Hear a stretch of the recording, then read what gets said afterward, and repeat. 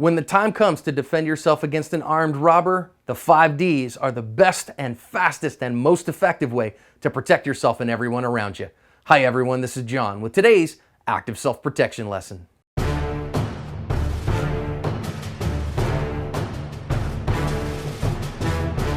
I don't have any additional information about where this one is from, so if you do, put it in a comment and I will add it to the description.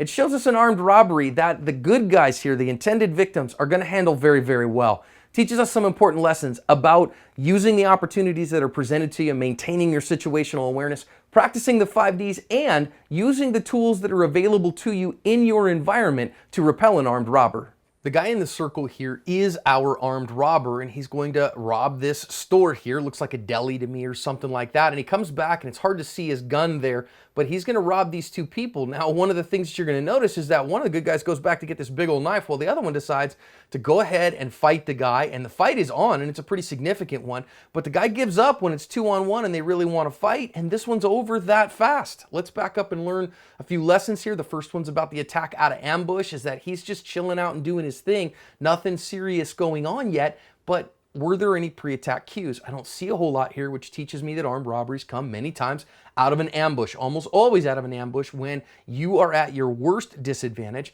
Now he decides to go here, and you can just barely see that he's got that gun out. Notice how it confined the spaces here.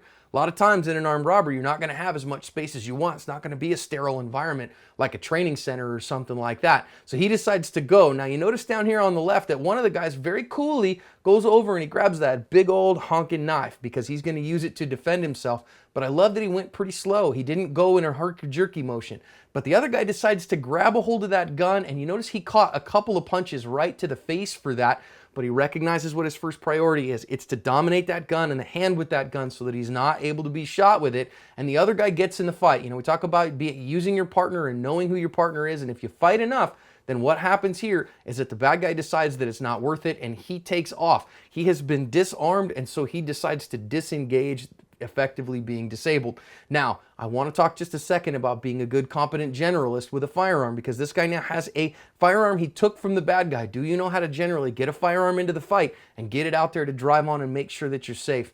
And I also notice here that our victim doesn't look like he used that firearm. He decided that guy was in full flight and he let him go.